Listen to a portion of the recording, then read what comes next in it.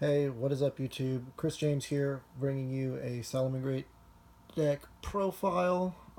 Shout out to GTY and shout out to Trent Smith for literally handing me every single one of these cards to play, and Jordan Nieto for handing me three Phantasme Dragons.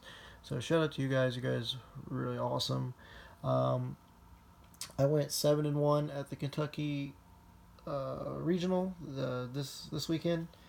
I lost the first round to True Draco, and then I won the next seven. I played a total of two True Draco. I played a Zombie. I played a Salamangreat. I played a Sky Striker. I played two Thunder Dragons, and I played an Orcust. I actually can't remember if I played two Salamangreats. Like I'm not like reading it off of anything, but the if the matchups I just listed equaled to seven, then another one it would have been two Salamangreats, but I honestly can't remember off the top of my head. So there's a lot of choices in this deck that people won't agree with, but that is perfectly fine. I had everything I needed in the deck. I didn't feel like I had too much. I didn't feel like I had too little. So mandatory Lady Debug, in my opinion. And then I played three Buffalo because I played strikes and I wanted the fastest access to them as possible. That card's a pretty big blowout to a lot of the matches, and I did lie actually. It wasn't two Salamangreats, it was one Salamangreat and one Guru Control. So, um, and then we played the triple Gazelle, triple Spinny, and then double Foxy.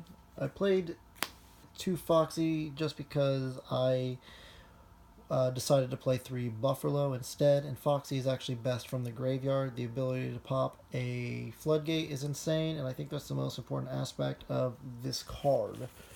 And then we played the one Jack Jaguar, the Falco, and the Foul. A lot of people are playing two Fouls to make Dweller. I made Dweller once this weekend, um, and I used Foul one other time to shut off somebody's back row.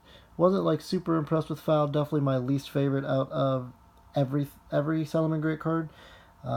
Would not play less than one. I don't think you could convince me to play two. Then the hand traps, because that's basically kind of what the deck really is. Three Phantasmes to help draw into some of your um, combo starters.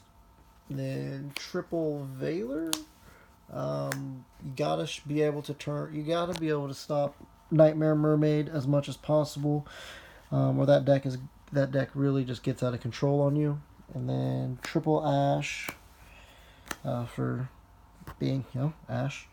And then I played two Ghost Bells, which I believe is probably one of my favorite hand traps for this deck specifically.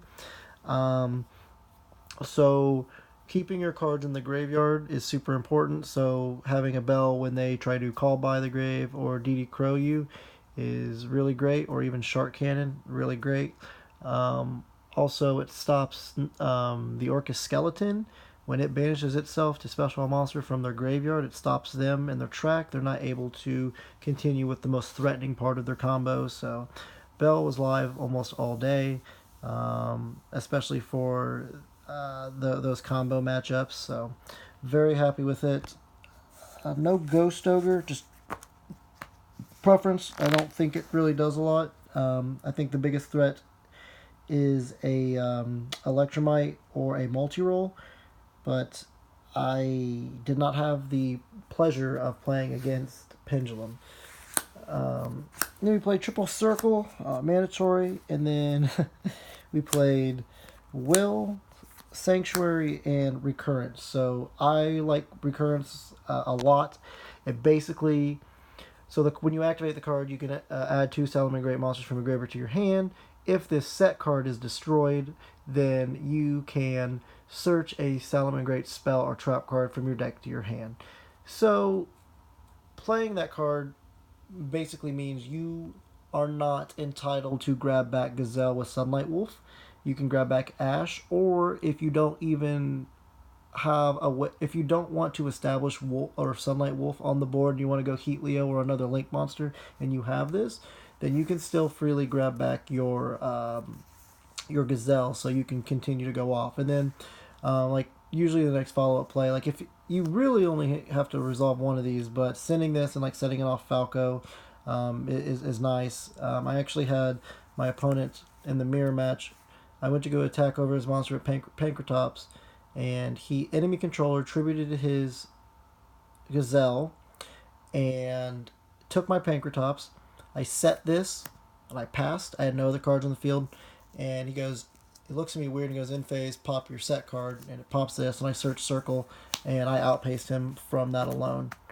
And then 3 called by the graves, so for I believe 9 spells, and then 5 traps, 1 roar, 1 rage, and 3 solemn strikes. I think strikes are extremely mandatory in a deck like this. It puts a lot of control into the game. Nothing more to say about that. Out of all of these cards, I think I would bump Rage up to 2. Just helps out some of those pesky Draco players and their floodgates earlier than usual. 3 Baylinks. I was going to play 2 today because I played Recurrence, but I just couldn't bring myself to it. 3 Sunlight Wolves, 2 Heat Leos, extremely standard. Hita, Phoenix, and Avermax. I played Avermax today over Borload. Avermax is insane in the striker match. The only out to this card is Jamming Waves or Ningrisu. So if you just watch out for that or save a Roar, and yes, I mean putting a Link monster on the board to make Roar alive, or just simply having an answer like a Veiler or something to Ningrisu, then you're pretty solid, and it's really, really hard for you to lose the match with this on the board. And then I played Starving Venom and Chimera. I literally didn't make this the entire day. I didn't make this the entire day. I didn't see Super Poly, but it doesn't matter. And then Stalio and Dweller. Extremely standard for the Exceeds. And then to the side deck. I really couldn't figure... I had the side deck at 23 cards at one point. I could not figure out what I wanted to play. I was playing a lot of 3 of, so I just went with the 2 of method.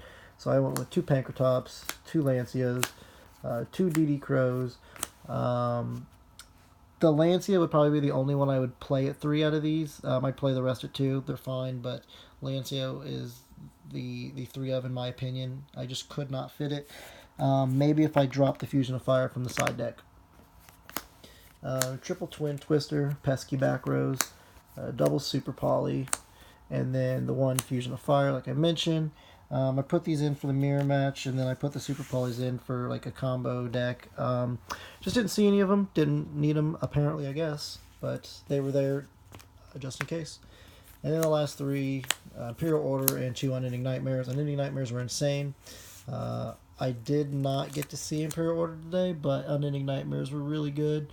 Every time I saw the card, I think I actually only saw it against Guru Control, and this card won me that matchup single-handedly. It was very good to just freely pop crackdowns in the Hidden City and the final battle. So definitely, this card was kind of really in here for Mystic Mine, but it just kind of doubles. I didn't have to play a single one of those though. So, but that's it. I enjoyed playing the deck this weekend. Like I said, shout out to Trent for being the guy, the dude, the man. And shout out to Jordan Nieto for letting me use his Phantasmes. I don't really have anything else to say, but thanks, guys, and thanks for checking it out.